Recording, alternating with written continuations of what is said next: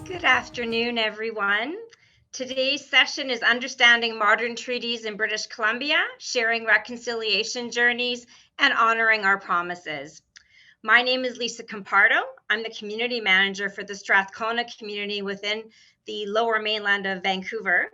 I am joining you today from the Strathcona community that is located within the ancestral and traditional and unceded territories of the Coast Salish people, Squamish, Tsleil-Waututh, and Musqueam nations. And it is with great pleasure that I have the opportunity to introduce our speaker for today, Celeste Haldane, Chief Commissioner of the British Columbia Treaty Commission. Celeste Haldane is proud to be from the Sparrow family of the Musqueam and the Haldane family of the Metlakatla. Over to you, Celeste. Thank you so much for the warm introduction. And Aitzquail, which is good day, everybody. I also wanted to recognize the territory that I happen to be joining everyone from, which is Snuneymuxw, my Coast Salish relatives across the Salish Sea, and wanted to acknowledge all the territories that everyone is representing, who is participating and who is joining us today and through this week. So with that, I'll start my presentation, and I wanted to again acknowledge the organizers for inviting me to share some perspective with regards to what's happening here in British Columbia when it comes to modern treaties.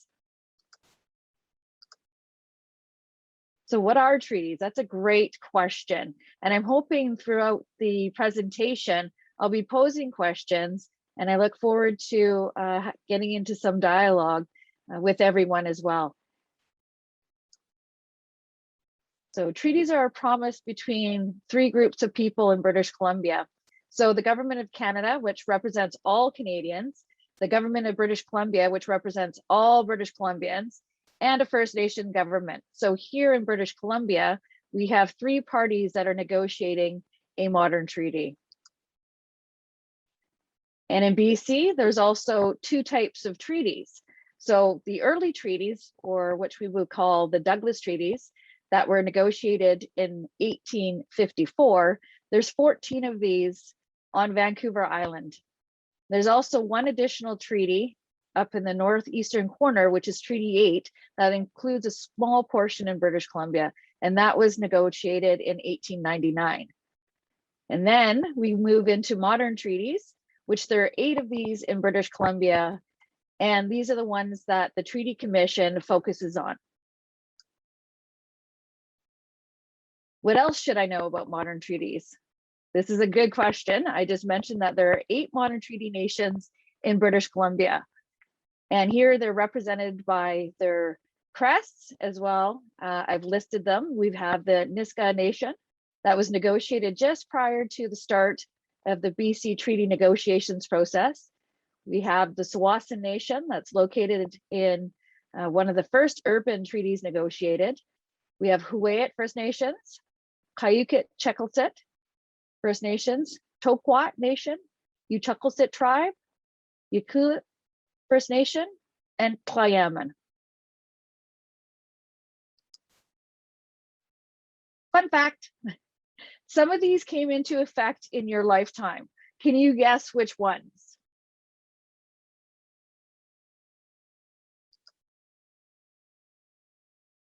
Why do we make treaties? Why do we engage in treaty negotiations between Canada, BC, and First Nations governments? These are some of the reasons why we make treaties: to help us all understand and be sure about how we share, care, and protect rights, resources, and our shared future. As I mentioned before, this is all Canadians are involved, all British Columbians are involved, and those First Nations governments that are involved in treaty negotiations. And we all have a responsibility to make sure that we write the course and ensure that we all have a prosperous shared future together.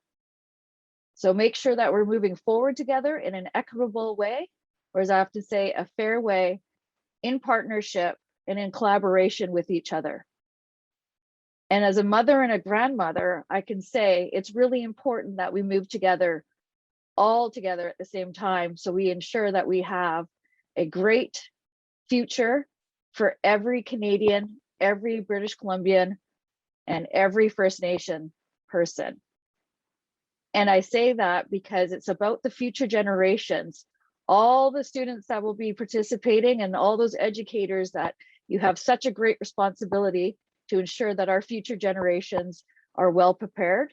And this is a way that we can ensure that our future generations are well taken care of as we work together. Another fun fact, treaties are mentioned in the Canadian Constitution.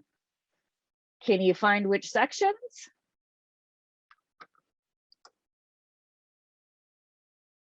Where do treaties exist in British Columbia, and where are they being made? So as I mentioned earlier, the lands included in the 8 modern treaties are highlighted in red. So you can see a map of British Columbia, and the Nisga'a Nation on the top left represents approximately 2,000 square kilometers of treaty settlement lands. The other 7 represent approximately 34 hectares. And hopefully you'll be able to translate that into acres in one of your math classes, but I won't take you there right now. Where modern treaties are currently being negotiated, they're all highlighted in blue. And so you see there are currently 16 nations in the final stages of the treaty negotiations process here in British Columbia, and they're represented in blue. Hopefully you recognize some of the locations on the BC map. And question, are any treaties being negotiated near you? Find out who your neighbors are. How can we honor and uphold treaties? These are a few ways that we can honor and uphold treaties, ensuring that we're honoring the promises that we have made to each other. Get to know your neighbors. We have an interactive map on our website that'll show the territories around you, as well as indicating some of the nations that are negotiating treaties, as well as some information and population statistics. You can participate and ask questions. I always think that asking questions is a great way to start to get to know each other, to share information, and to be able to learn from each other. You can also look for books, podcasts, other shows that actually will provide you information, and celebrate. We do have treaty anniversaries that come up in British Columbia every year. And so we have a responsibility to make sure that we keep these promises. And remember, we're all treaty people. I wanted to share some of the celebratory photos when the treaties came into effect. And I think if we look at, on the left-hand side, or my left hand, the photo features the citizens of Tsawwassen First Nation arriving at the legislature in Victoria. And then we also have the citizens of the Malnuth Nations.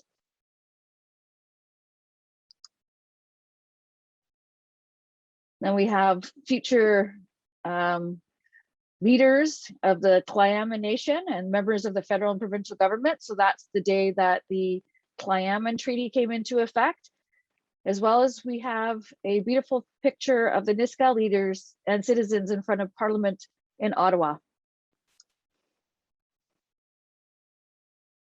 And this is what, for me, resonates as to why we're on the journey of reconciliation and the journey of modern treaty negotiations here in BC. It's about the future. And look at this bright future that we have showcased in photos.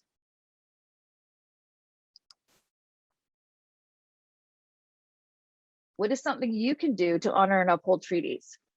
I look forward to engaging that question later on. These following resources actually might help and prepare and provide information around our shared history. So I thought I would just share a couple of resources for everyone to be able to engage and understand what modern treaty negotiations is and what is happening in BC, but also what's happening across the country this week. And it's a really, really integral week for everyone to be able to understand our shared history.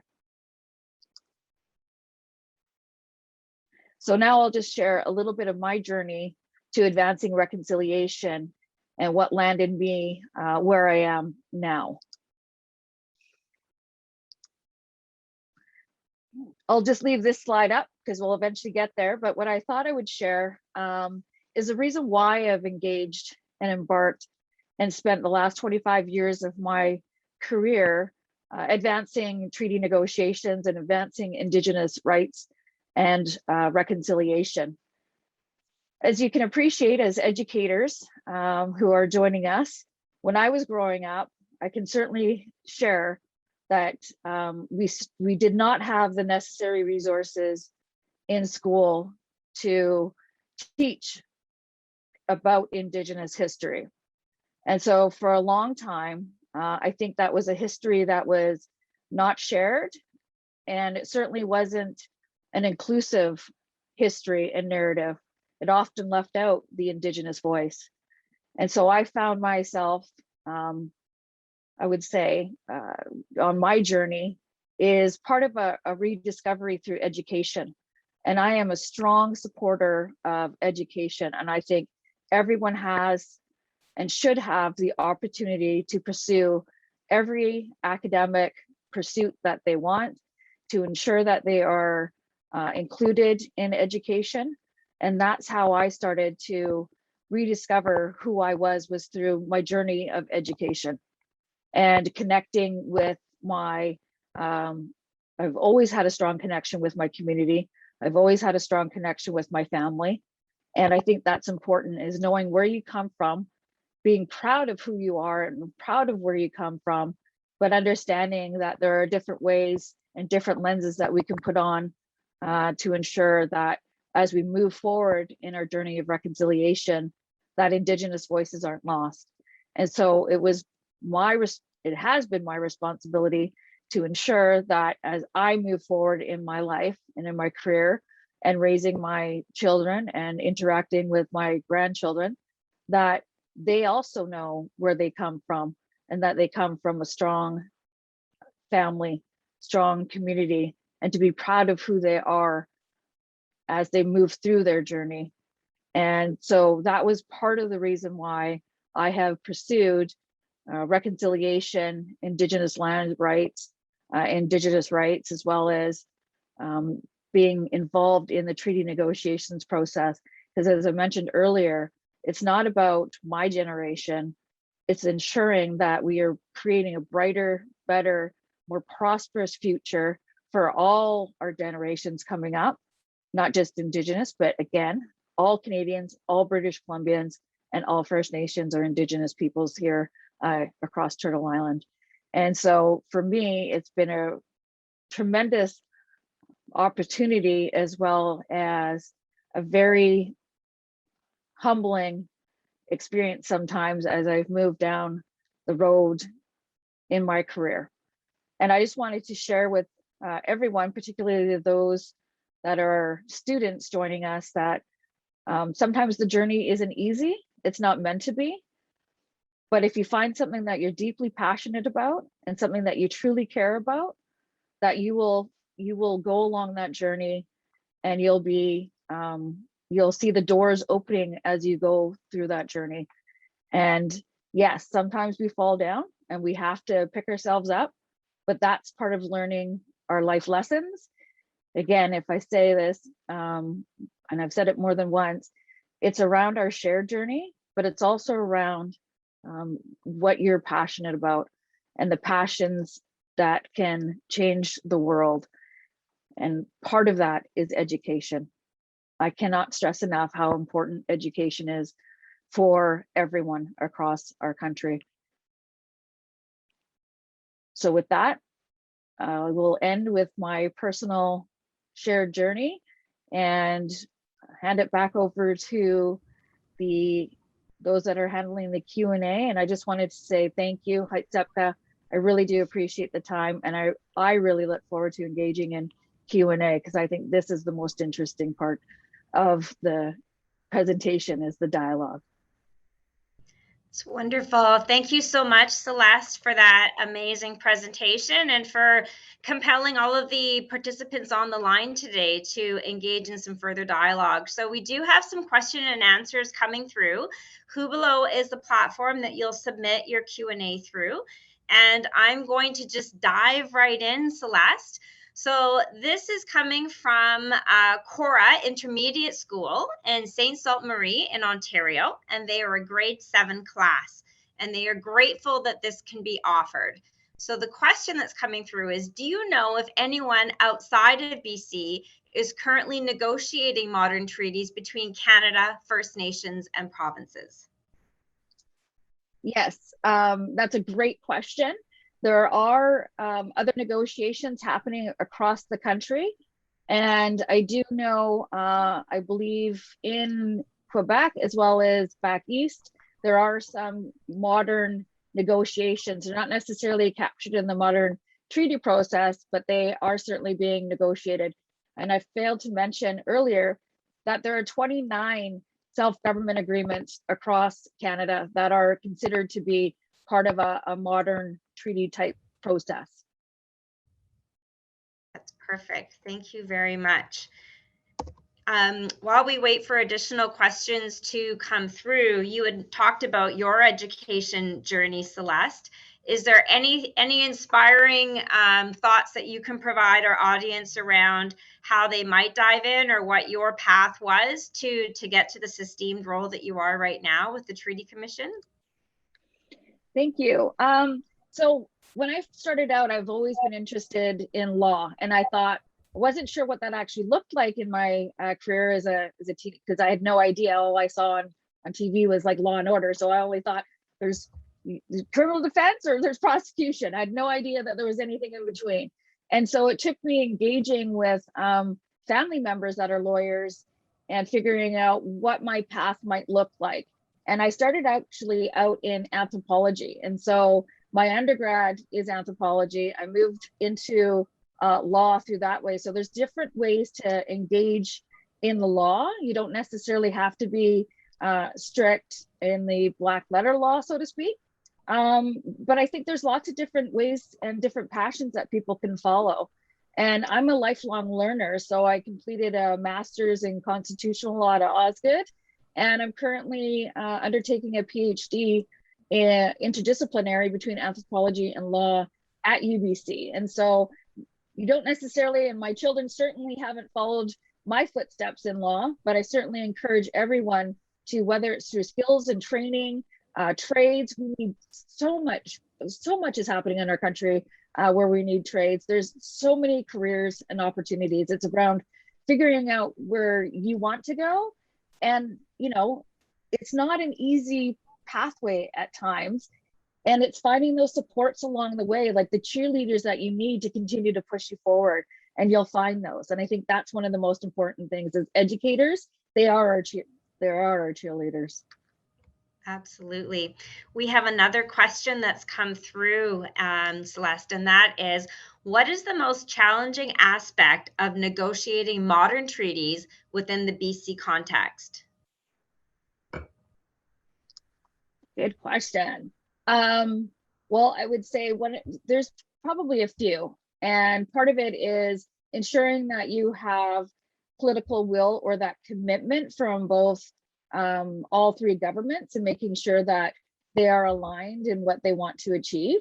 I think that's part of the difficult task, and that's probably why we have seen, we've been 30 years in the process, and there have been criticism with regards to the fact that there haven't been a lot of treaties negotiated. But I think that's because it's taking time for everyone to align.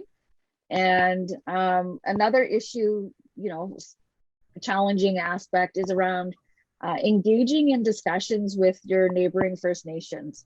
That can be very difficult, a very difficult question and very difficult discussion when we're talking about shared territory and how we want to manage the lands together. Wonderful. So we have another question, and this is coming through from a grade 8 and 9 class from Treaty 4 in Saskatchewan. So do you believe the modern treaties will be honored by the various governments? Treaty 4. Wow, that's amazing. I was going to say my husband and my children are Treaty 4. So hands up. I appreciate the question. And yes, that is our role as not just the Treaty Commission, but that's the role of all Canadians to make sure that we as citizens push to make sure that the promises that were made are kept, because I know that's not our history. I know there have been promises that have been broken, and we need to make sure that all Canadians stand up and say, that's enough, and let's honor the promises that we've made to each other. It's wonderful. We have another question coming through from a grade 6 class at Elsie Roy, and they are asking you, what made you want to become an activist? Wow. I've always believed in social justice, and that's something that is to the core of who I am, around equity and equality. And you know, I have had different experiences and in different roles where I've been able to provide that advocacy service. And with that, I'll share an example. When I first started out in my legal career, I was a criminal defense attorney in the Vancouver and working a lot in the downtown east side, where I provided a lot of pro bono services because people were desperate and in desperate straits. And I believe that everyone deserves to have competent legal counsel and legal representation. And so I did a lot of pro bono work. And that's something that has always been instilled in me, is about how do we give back? What's our social responsibility to each other? How can we continue to contribute to society? And I've seen a lot of injustice. And for me, it's around righting the ways. It's around you know, making sure that we give back, not just to our Indigenous communities, but to our communities in general. And that has been my passion. And I think that's why I continue to pursue a lot of different endeavors that are dealing with social justice and activism. And we all have that in us. So if something lights your fire, then pursue that. That's wonderful. So I know today's conversation is around treaties, but not necessarily all of the audience really has a great understanding around what treaties do. So we do have a question asking, what do treaties do and what do they govern in Canada? Can you give us a little bit more background on that, Celeste?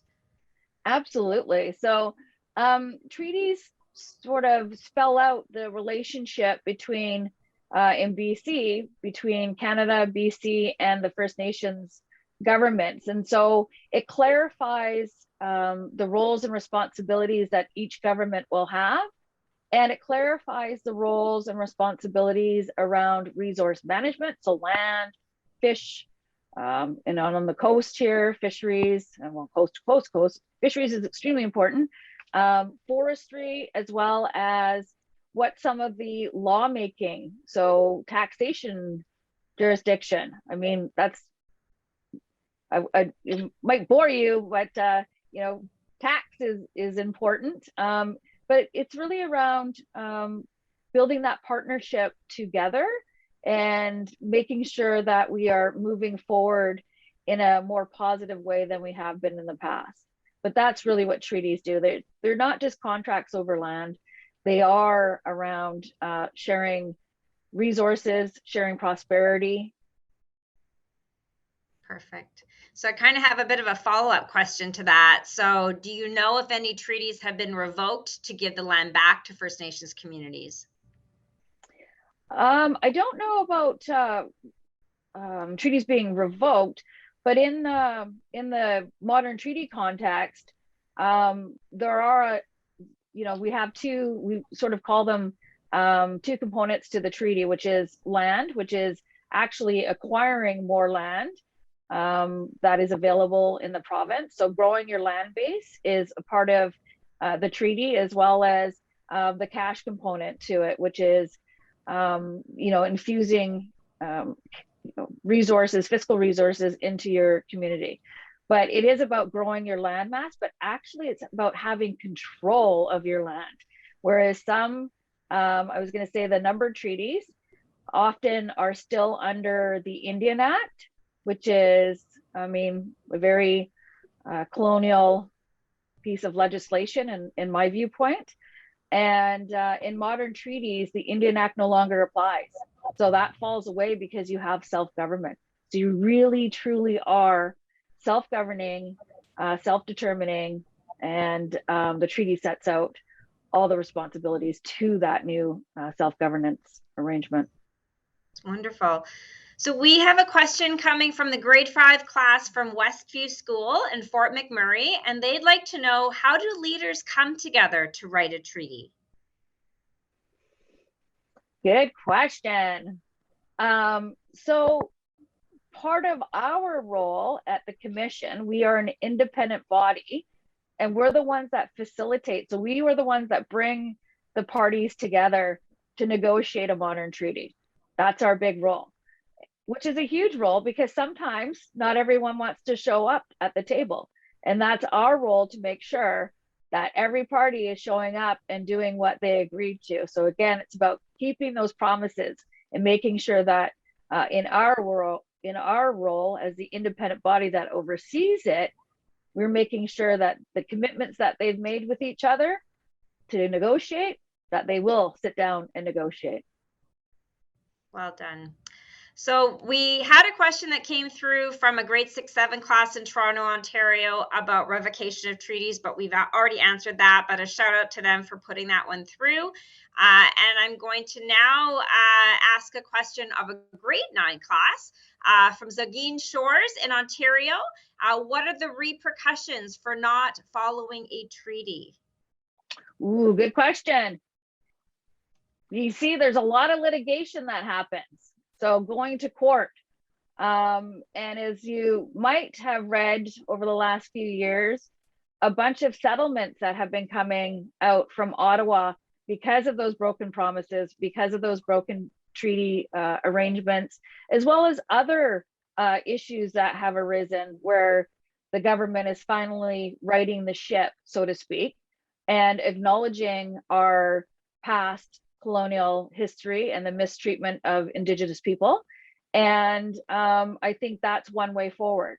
And it's about acknowledging our shared history, which at times is very dark, but it's about how do we also move forward together collectively, and how are we going to continue to move forward and to make sure that your lives are better. That's what I think this is all about. And there's many different ways to go about it. Wonderful. So now we have a question from the grade 6 class at Highlands Elementary. Can you explain what the process is in making a modern treaty, Celeste?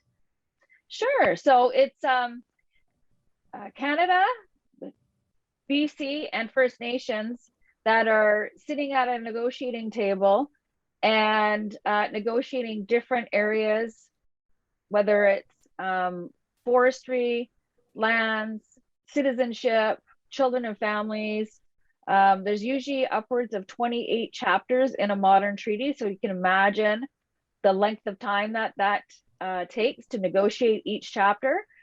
And there are, I guess, the rules that are set out for each of the parties, and their responsibilities are set out in the treaty. And interestingly enough, in a modern treaty, as I mentioned earlier, the Indian Act falls away. So the nation actually implements their own laws. And there's times where in a modern treaty, the Indigenous nations' laws are paramount. So better than, on top of both Canada and BC's laws. So their laws are number one, which I think is very interesting given the fact that we are not, for the most part, in that situation if we are under the Indian Act. Wonderful.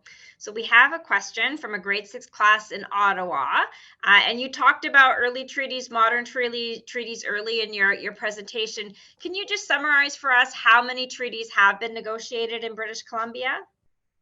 There's been 8 that have been negotiated in British Columbia, modern treaties.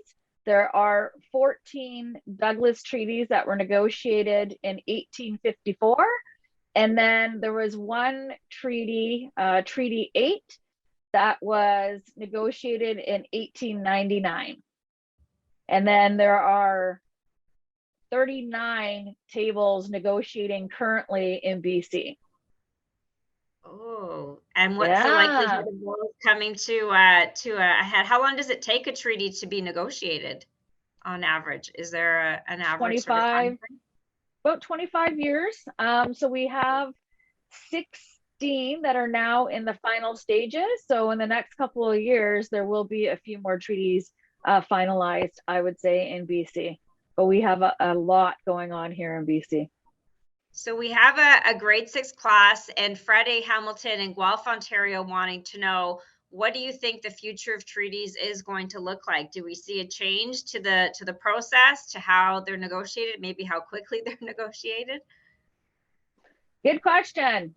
Yes, I absolutely have seen a change since my time at the commission, partly because of the commitment by the BC government and the federal government around expediting or making treaties faster.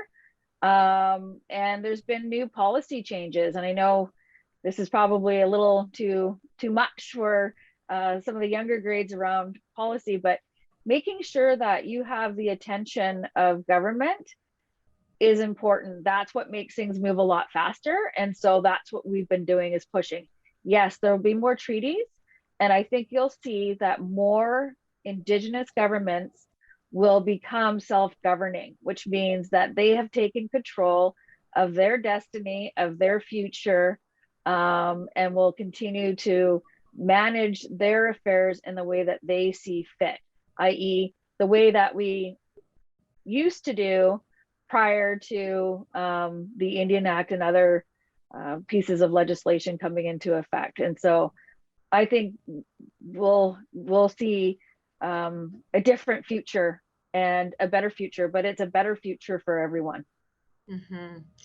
What I really enjoy about today's audience is that we're dealing with youth, and really the power of change starts with them. They are our future. And we have a really nice question that's come to us from a grade 6 class from Southgate Middle School. What are some of the ways that youth can become activists?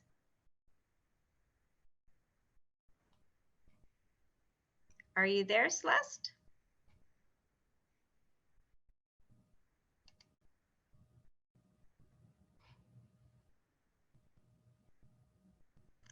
I'm not sure what's happened to our special panelist.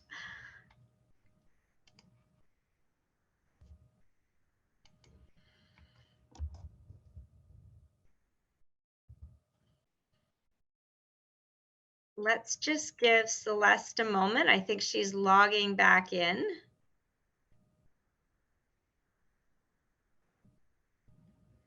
That is the beauty of technology in today's age.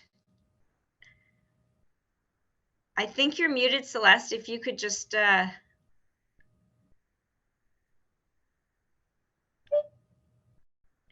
you try again?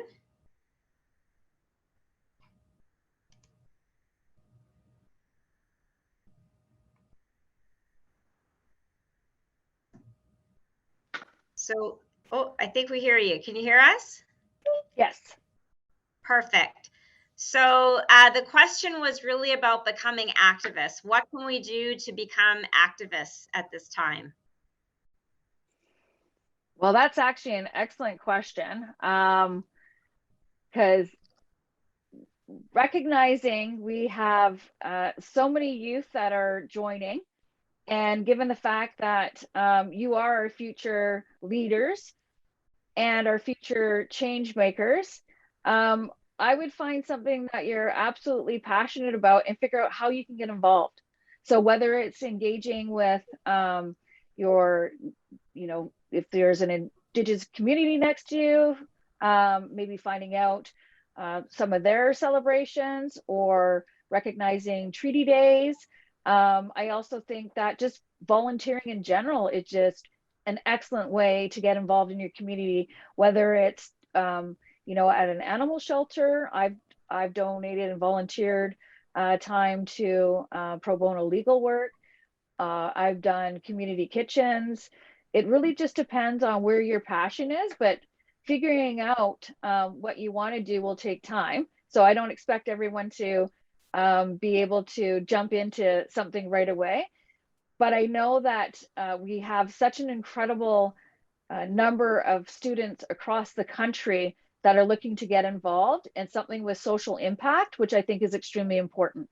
And recognizing that you have all the advancements of modern technology at your hands, I would imagine that you'll be creating amazing, whether it's apps or websites or information conduits on your through your networks, and being able to really, I think the other interesting thing with technology is that you can engage with people around the world and figuring out what's happening outside of Canada. What's happening outside of Canada when it comes to Indigenous rights, what's happening outside of Canada when it comes to, you know, refugee issues.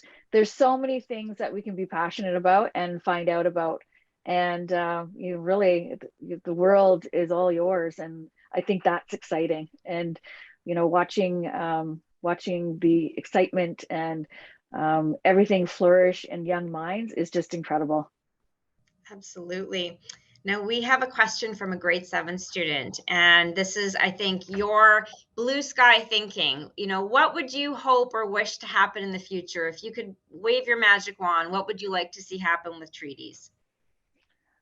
Well, for those that want, you know, to engage in modern treaties, that they will be concluded. I think if we look at the treaties across the country, that they will be honorably implemented. And I think that's a place that we can get to collectively. And I do think there's, you know, when it comes to Indigenous rights and Indigenous title to our lands, the fact that, you know, as Indigenous people, we've been forgotten about for a long time, that we are now finally taking our rightful place back in society. And it's through all of the youth that are going to continue to move this work forward, because it's not just about the work that I've started. This work around land and Indigenous rights has started way before I came along. And then it'll be for my generation, the next generation, to pass the torch off to the next generation to continue to pick up that torch. So, you know, we all have a responsibility to ensure that we are creating a better place than when we found it. That's wonderful. We have a grade 6 and 7 class from Nicholson Elementary School in Nicholson, British Columbia, asking a question. How long does a modern day treaty take to negotiate from start to finish? I know you were saying about 25 years, but is that still the case for modern treaties? It's about that. Some are a little bit longer. So you see that we have nations that have been negotiating for 30 years. So it really depends on the complexity of the issues. It's and I think a big piece to negotiating a modern treaty is the capacity that has been built in the First Nations communities. So rebuilding their governments has taken time. And I think that's really something that we need to look at, how important that government rebuilding from an Indigenous perspective, how long that takes. So it's basically a process of decolonization, which can take generations. So when you talk about when we talk about the three individuals or the three groups, we have the BC government, we have the federal government, and we have the First Nations as well. Is it a panel within the First Nations that is negotiating on behalf of those constituents, or is it elders? Like, who has the opportunity to make the decisions within that negotiating process? And that's an excellent question, because negotiations should be citizen driven. So by that, your community should be coming together to provide and instruct whomever their leadership is and who their treaty leadership is. But I always believe wholeheartedly that these are community and citizen driven processes. and that every voice is heard, whether there's agreement or not, but that every voice is heard within your Indigenous community to move forward. And I think that's important because. Absolutely. Now we have a class from Bowmanville, grade 7 class in Ontario. We might have a duplicate. How long can it take to put the treaties together? But the caveat here is, what can students do to help? How can students help facilitate or expedite treaty negotiation? Students, yes, our youth, the most important aspect to community and citizen-driven processes. I find that youth need to be included in treaty negotiations. Youth need to be involved and made aware, and especially in a First Nations community, youth should be included the entire way, because sometimes it's those youth that actually can start explaining and providing the information to your parents and grandparents. So it's not just a one-way education, it often is the other, from not just elders sharing knowledge, but youth sharing knowledge. And given the fact that you are our future leaders and our future generations, you should be included in these discussions because it's about your future. And I think that's really important. To further expand on that question, it's really up to the community to decide as to who should be sitting at the negotiating table, whether there's elders that are brought in, knowledge keepers, leadership, so chief and council, or hereditary chiefs. It's really up to those communities. But I say every time the youth need to be involved. You guys are so further ahead when it comes to like engagement and technology. Wonderful. We have a question from a grade 8 class at Thousand Islands Intermediate School in Brockville, Ontario. Thank you for joining us today. How many people or groups are involved in creating a treaty?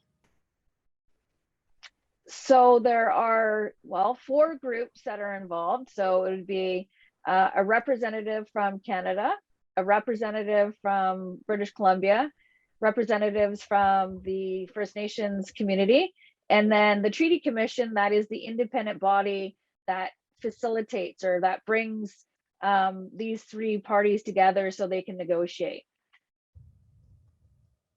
That is wonderful. Thank you very much, Celeste. So we are now down to, I think, that was our final question. So we are going to bring today's session to a close.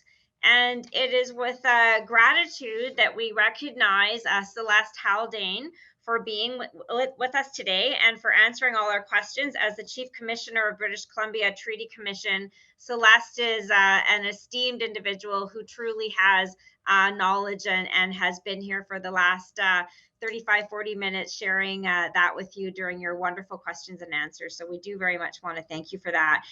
We'd like to thank all of the educators who have brought all of our students to this call today. This is an important opportunity for us to really move ahead and progress in the ways that we need to better understand and to truly come to the truth and reconciliation that we all aspire to. It's time that we really all embark on this journey together. On behalf of the Royal Bank, we are very proud to be part of today's session. We feel that understanding and education is truly the path that we need to all embark upon in order to get better and be better Canadians. And so with that, we conclude today's session. Thank you all very much for being part of it, and we hope that you participate in the future sessions being hosted throughout this week. Thanks very much, everyone, and have a wonderful afternoon.